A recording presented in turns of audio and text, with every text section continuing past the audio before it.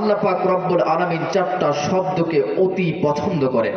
চারটা বাক্য, চারটা শব্দ, তার মধ্যে একটা আলহামদুলিল্লাহ, আরেকটা সুবহানাল্লাহ, আরেকটা আল্লাহু আকবার, আর 4 নম্বরটা হলো লা ইলাহা ইল্লাল্লাহ। হযরত মুসা আলাইহিস সালাতু ওয়াস সালাম আল্লাহ পাক রব্বুল আলামিনকে বলে, মাওলা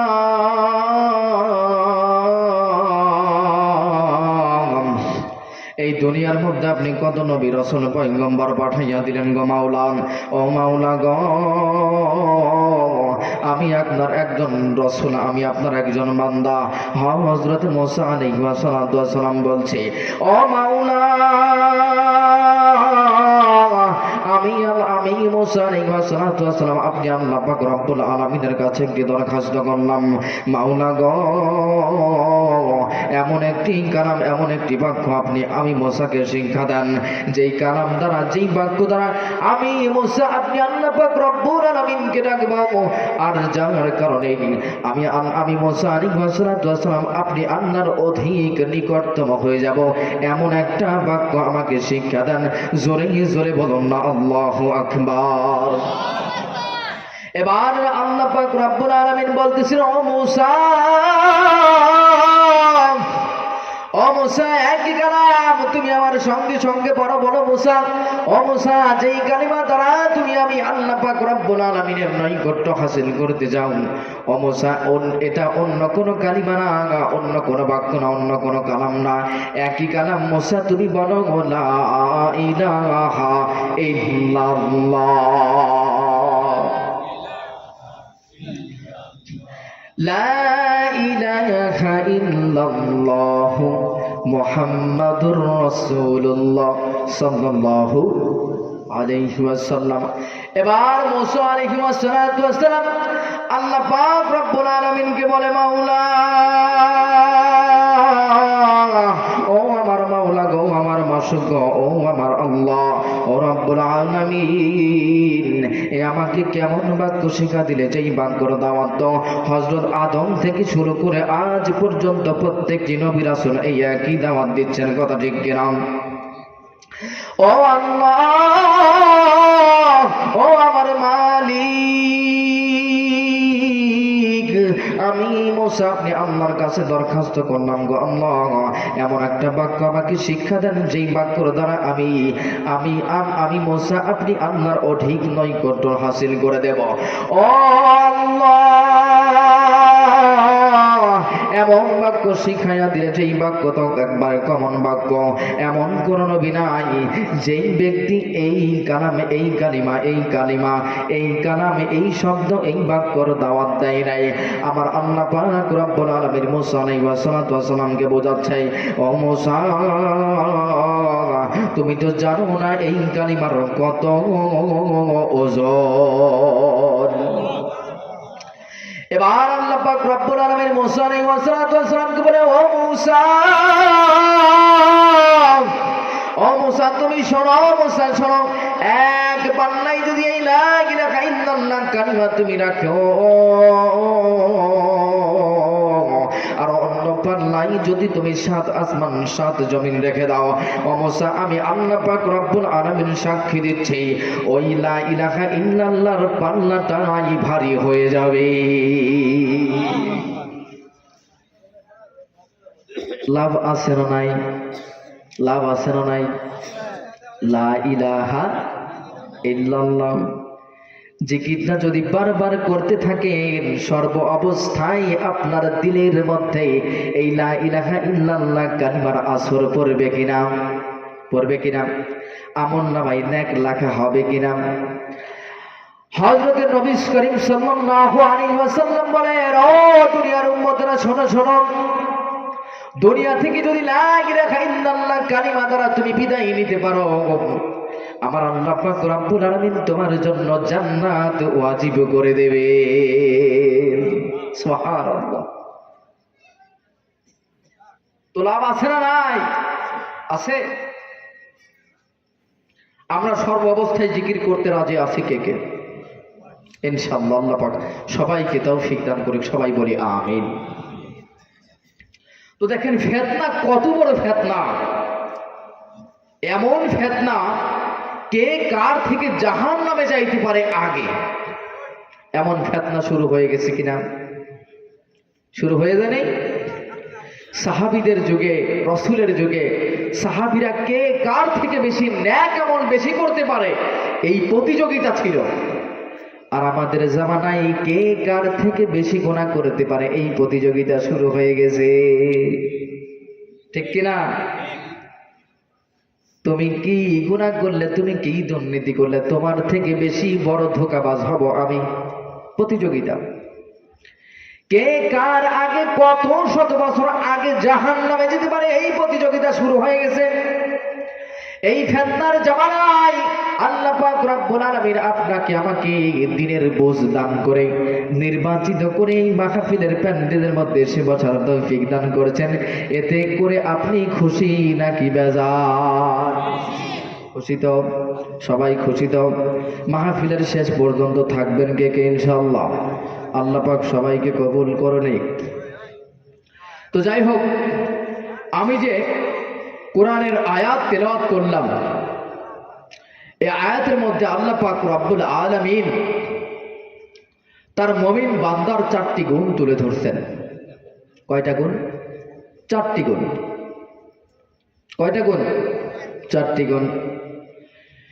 إنما المؤمنون الذين إذا ذكر الله وجلت قلوبهم وإذا تليت عليهم آياته زادتهم إيمانا وعلى ربهم يتوكلون।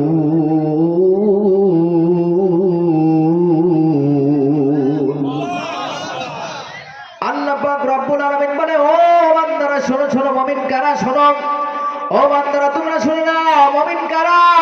মুমিন তো ওই ব্যক্তি যেই ব্যক্তির সামনে কোরআনের আয়াত তিলাওয়াত করার সঙ্গে সঙ্গে তার ঈমানটা সঙ্গে সঙ্গে বেড়ে যায়।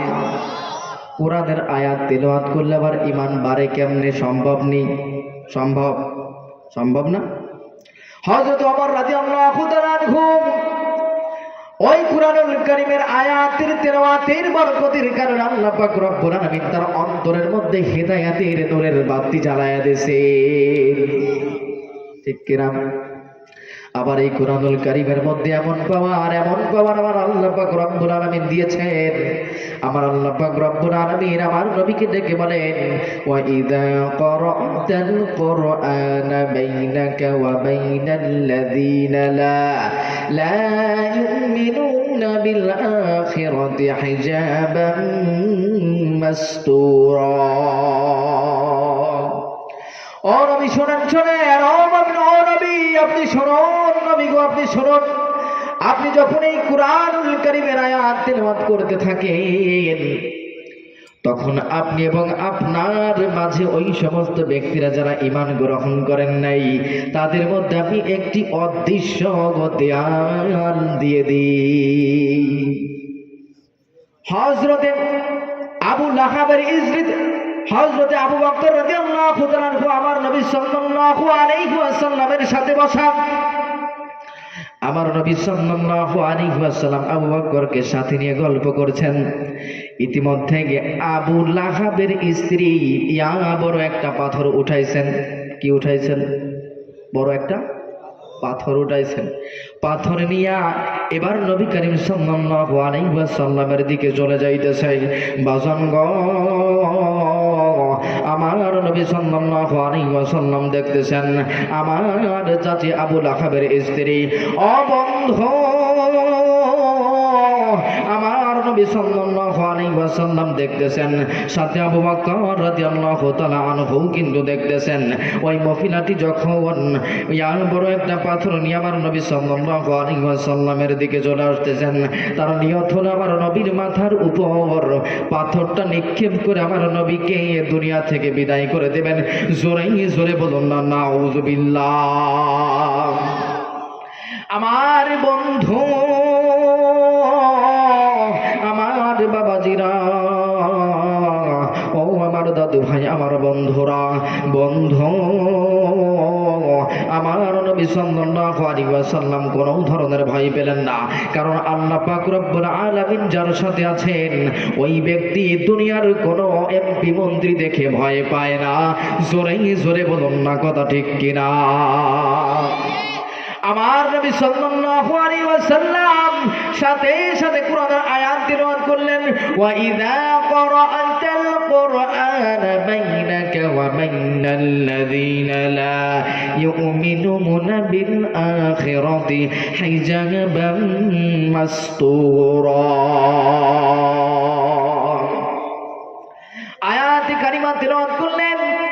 আবু লাহাবের স্ত্রী পাথর টানিয়ে আমার নবীর দিকে চলে আসতেছেন। আমার নবীকে দেখলেন, দেখে দেখে যাচ্ছেন।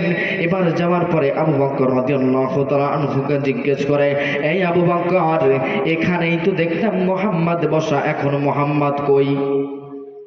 কি বলতেছে? পাথর নিয়ে আবু বকরের কাছে যে বলতেছে, আবু বকর, মুহাম্মদ কই? তার মাথা ফাটানোর জন্য আসলাম, মুহাম্মদ কই?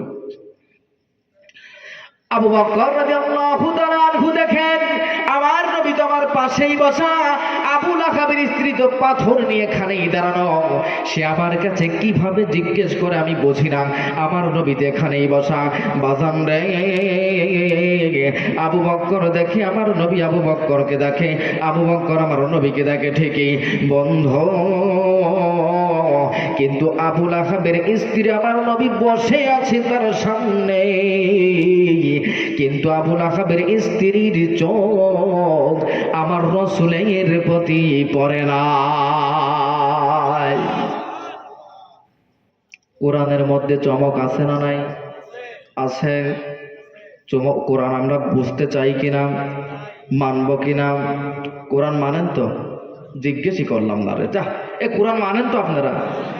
ও মানেন। কোরআনে আবার সবই আছে। অনেকেই আবার কিছু কিছু মানে, আবার কিছু কিছু হুজুর এটা আমারে করতে, এটা হইলিও না। হুজুর এত সময় ঠিকই ছিল, কিন্তু এটা হইলিও না। কোরআন মানেন তো? কোরআনের এক আয়াত মাননা মানে সবই মানতে হবে, কথা ঠিক কিনা? না হুজুর নামাজের আয়াত মানে, ভালোভাবে চলা লাগবে এই আয়াতও মানে, কিন্তু যাকাত দেয়া লাগবে, সুদ খাওয়া যাবে না, এসব আয়াত আল্লাহ কয়েছে কে? আল্লাহই ভুল করছেন না আপনিই ভুল পথে চলে গেছেন? আমিই ভুল পথে চলে গেছি। কোরআন সত্য, এতে কোনো সন্দেহ নাই, কথা ঠিক কিনা? যালিকাল কিতাবু লা রাইবা ফি। বন্ধুরা, আল্লাহ পাক রব্বুল আলামিনের দুনিয়ার মধ্যে কতগুলো বান্দা, কতগুলো লেখক, কতগুলো মুসান্নিফ রাহিমাহুল্লাহ তাআলা। আমার বন্ধুরা, প্রত্যেকটি লেখক কিতাবের শুরুতে অথবা শেষে লিখে দিয়েছেন, ও দুনিয়ার মানুষেরা শোনো, কিতাবটা লিখলাম আমি, বইটাও লিখলাম আমি, মুসান্নিফ আমি, সব কিছুই আমি। বন্ধুরে, এই কিতাবের মধ্যে যদি কোনো ধরনের ভুল হয়ে থাকে অবশ্যই অবশ্যই আমাকে জানিয়ে দেবেন, আমি নিজে ওই কিতাবের সংশোধন করে দেব। প্রত্যেকটি লেখক এই কথা বলে কিনা? বলে কিনা? বলে না? আমার আল্লাহ পাক রব্বুল আলামিন কুরআনুল কারীম এত সুন্দরভাবে নাজিল করে দিয়েছেন, সঙ্গে সঙ্গে প্রথমেই বলে দিয়েছেন আলিফ লাম মিম যালিকাল কিতাবু লা রাইবা ফি। ও দুনিয়ার মানুষেরা, ও আমার বান্দারা, ও নবী রাসূল, সবাই শোনো, সবাই শোনো। এটা এমন একটা কালাম, এমন একটা বাণী যার মধ্যে বিন্দু পরিমাণ সন্দেহ আছে। সন্দেহ আছে নাকি? সন্দেহ নাই। আমার নবী করিম সাল্লাল্লাহু আলাইহি ওয়াসাল্লাম যখন প্রথম শুরুর দিকে ইসলামের দাওয়াত জায়গায় জায়গায় দেওয়া শুরু করলেন, এবার আবু জেহেল উতবা সাইবা কোরআন তো মানেই না, এবার কোরআনের বিরোধিতা করা শুরু করে দিলেন। বাজান গো, বড় বড় পণ্ডিতদেরকে ডেকে আনলেন, বড় বড় পণ্ডিত লেখক। আরে বাপরে বাপ, হ্যাঁ, একজন পণ্ডিত পায়ের ছাপ দেখে বলে দিত যে এই কে, কোন ব্যক্তির নাম কি, কোন গোত্রের, তার দাদা কিরকম ছিল, এতটুকু পর্যন্ত বলে দিত, এত বড় পণ্ডিত। এবার পণ্ডিতদেরকে ডেকে ডেকে নিয়ে আসে, আয় পণ্ডিত আসো, এই দেখো মোহাম্মদ কি সব কবিতা বলে, সব কবিতার কোনো ভিত্তি আছে কিনা তোমরা একটু বলো। প্রত্যেকটি পণ্ডিত আসে আর শোনে, আসে আর শোনে, কেউ কিছু বোঝে না। বন্ধু, ওই জামানার সব থেকে বড় পণ্ডিত চলে আসলো। আমার নবী করিম সাল্লাল্লাহু আলাইহি ওয়াসাল্লামকে আল্লাহ পাক রব্বুল আলামিন জানিয়ে দিলেন, ও নবী গো, জানিয়ে দেন, জানিয়ে দেন ওই সমস্ত ব্যক্তিদেরকে আপনি জানিয়ে দেন, ওই সমস্ত ব্যক্তি কাফের বেঈমানদেরকে আপনি জানিয়ে দেন, আমি আল্লাহ পাক কুরআন নাযিল করেছি এবং এই কুরআনকে আমি নিজেই আল্লাহ পাক হেফাজত করব। ইন্না নাহনু নাযালনা যিকরা ওয়া ইন্না লাহু লাহাফিজুন। আল্লাহ পাক রব্বুল আলামিন বলেন, ও নবী, ও নবী, আপনি ওই সমস্ত পণ্ডিত জ্ঞানী গুণী ব্যক্তিদেরকে জানিয়ে দেন, ইন্না আ'তাইনাকাল কাউসার ফাসাল্লি লিরাব্বিকা ওয়ানহার ইন্না শানিআকা হুয়াল আবতার। ও নবী, আপনি জানিয়ে দেন, আপনি জানিয়ে দেন, কত বড় পণ্ডিত, কত বড় শিক্ষিত আছে, আমার একটা সূরা, এই কাউসারের সূরার মতো একটা আয়াত তারা বানাইয়া দেখা। পণ্ডিত চলে আসে, সব পণ্ডিত চলে আসে। আমার নবী সাল্লাল্লাহু আলাইহি ওয়াসাল্লাম বলে দিলেন, ও কাফের বেঈমানরা, বলো বলো, এই আয়াতের পরিপ্রেক্ষিতে তোমরা কি আয়াত বানাতে পারো? বানাও, বানাইয়া আমাকে একটু বুঝাইয়া দাও। আমার নবী সাল্লাল্লাহু আলাইহি ওয়াসাল্লাম বলে দিলেন, ইন্না আ'তাইনাকাল কাউসার। এবার পণ্ডিত বলতেছেন, লাইসা কালামুল বাশার। আল্লাহু আকবার। আল্লাহ পাক রব্বুল আলামিন বলেছেন, এই আয়াতের মতো কে কত বড় একটা আয়াত বানায় দেখাও নাকি, পারবে নাকি? বানাও। এবার পণ্ডিত বলতেছেন, লাইসা লানা কালামুল বাশার, এটা কোনো মানুষের বানানো কবিতা না, এটা কোনো মানুষের লেখা কবিতা, গান ছন্দ হতে পারে না, অবশ্যই এটা আসমানি কোনো বাণী। কোরআনে কোনো ভেজাল আছে নাকি? কোনো ভেজাল আছে? কোনো ভেজাল থাকবে? আজ পর্যন্ত কাফের বেঈমানরা রিসার্চ করতে সব গ্রন্থের মধ্যে ভুল বের করেছে, কিন্তু কোরআন, প্রত্যেকটি দেশের কোরআন লেখায় আলাদা, পড়তে সবই এক। প্রত্যেকটি কিতাব, প্রত্যেকটি কুরআনুল কারীমকে যখন যারা রিসার্চ করে, দেখে একটা আয়াতের একটা শব্দের নক্তা পরিবর্তন হয় না। হেফাজত করবে কে? হেফাজত করবে কে? কোরআনের মধ্যে চমক আছে না নাই? আছে। এই কোরআন মানতে রাজি আছেন না নাই? আছেন। কোরআন যদি মানতেই হয়, কোরআন যদি মানা লাগতেই হয়, ফরজে আইন যদি মানতেই হয়, তাহলে মানার মতোই মানতে হবে। কথা ঠিক কিনা? আল্লাহ পাক রব্বুল আলামিন বলেন, ও রাসূলগণ,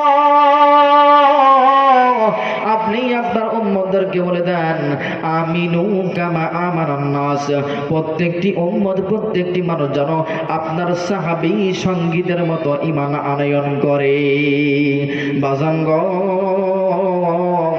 ওই সাহাবীদের ঈমানটা কত বড় মজবুত ঈমান ছিল, আপনি আপনার দিলের মধ্যে তাকায়া দেখেন তো দেখি। আমার বন্ধুরানি, আমার বাজাঙ্গ, আমার বন্ধুগণ, ওই সাহাবীদের ঈমান কত বড় মজবুত ছিল, আমার আল্লাহ পাক রব্বুল আলামিন নিজেই তাদের কথা বলে দিয়েছেন। আমার বাজানরা গো, আমার বন্ধুরা, হযরত খাব্বাব রাদিয়াল্লাহু তাআলা আনহুর কথাটা বলে দিয়ে আমি সংক্ষিপ্ত বয়ানটা শেষ করে দেব। শুনতে সবাই রাজি আছেন কি না? রাজি আছেন তো ইনশাআল্লাহ? বলবো নাকি? বলবো।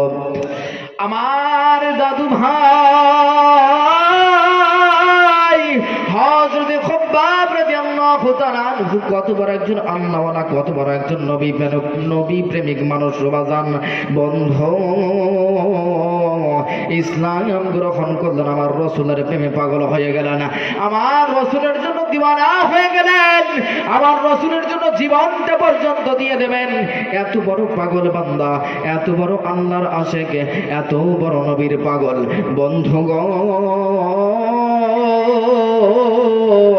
যখনই তার মালিক জানতে পারলো এই খাব্বাব ওই মুহাম্মাদের পাগল হয়ে ওই কোরআনের প্রতি ঈমান এনেছে, আল্লাহ পাককে ঈমান এনেছেন, আবার রসুলের প্রত্যেকটি কথা তিনি অক্ষরে অক্ষরে মানতে শুরু করেছেন। আমার বন্ধুরা,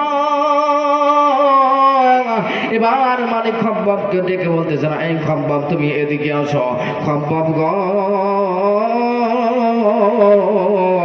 তুমি লুকাইয়া লুকাইয়া কোথায় যাও?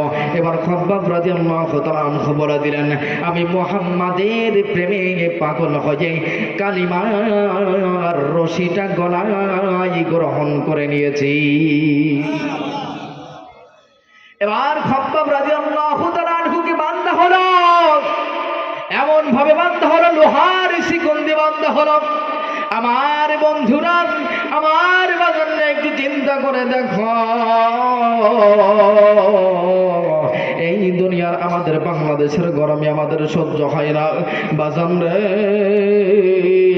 লোহার পোশাকটা পরাইয়া মাজার মধ্যে বেরিটা লাগাইয়া, ও বন্ধু, ওই বালুর মরুভূমির বালুর উপর গরম বালু, যেই বালুর উপরে ডিম দিলে সঙ্গে সঙ্গে বাজি হয়ে যাবে। আমার বাজার লাগুন খাব্বাব রাদিয়াল্লাহু তাআলা আনহুকে ওই গরম বালুর উপর চিত করে সুমাইয়া দিলেন। খাব্বাব রাদিয়াল্লাহু তাআলা আনহু চিল্লায় চিল্লায় কান্দে, আমার আল্লাহ, তোমার আয়াতকে আমি মনে প্রাণে বিশ্বাস করেছি, তোমার হাবিবকে আমি কবুল আর মঞ্জুর করে নিয়েছি। এই কারণে যদি আল্লাহ পাক রব্বুল আলামিন তুমি আমাকে কাফের বেঈমান দ্বারা পরীক্ষা করতে চাও, অবশ্যই অবশ্যই আমি পরীক্ষা দিতে রাজি। জোরে জোরে বলুন না আল্লাহু আকবার। আমার বন্ধুরা, ওই গরম বালির উপরে শুয়ে থাকতে থাকতে থাকতে থাকে মাজার গোস্তকারা খুলে পড়ে গেল বাদান রে। আমার বন্ধু, শুধু তাই না, শুধু তাই না, শুধু তাই না, এবার যখন রাত হয়ে যায় আবার তাকে নিয়ে যাওয়া হয় ওই ঘরের মধ্যে, সঙ্গে সঙ্গে লোহা গরম করিয়া তার পিঠের উপর সেক দেওয়া শুরু করে দিল। আমার বন্ধুরা রে, আগুন দিয়ে কয়লা জ্বালানো হলো, কয়লা এমন ভাবে জ্বালানো শুরু করে দিল গো বাজার, ওই কয়লার উপর খাব্বাব রাদিয়াল্লাহু তাআলা আনহুকে ফেলে দিল। এবার 10-12 জন মিলে খাব্বাব রাদিয়াল্লাহু তাআলা আনহুকে শুধু এদিকে টানে, ওই দিকে টানে, ওই দিকে টানে, ওই দিকে টানে। আমার বন্ধু, খাব্বাব রাদিয়াল্লাহু তাআলা আনহুর শরীরের রক্ত দিয়া ওই গরম কয়লা, আগুনের কয়লাগুলো নিভিয়ে দিল বাজান রে। বারবার শুধু চিল্লায়া চিল্লায়া কান্দে আর বলে, আল্লাহ, তুমি আল্লাহ পাক রব্বুল আলামিনকে আমি কবুল করার কারণে, তোমার নবীকে ভালোবাসার কারণে এই কাফের বেঈমান যদি আমাকে এত নির্যাতন করে আল্লাহ, আর তুমি আল্লাহ পাক রব্বুল আলামিন যদি আমাকে পরীক্ষাই করতে যাও, অবশ্যই অবশ্যই আমি পরীক্ষা দিতে রাজি। জোরে জোরে বলুন না সুবহানাল্লাহ। আমার বন্ধুরা,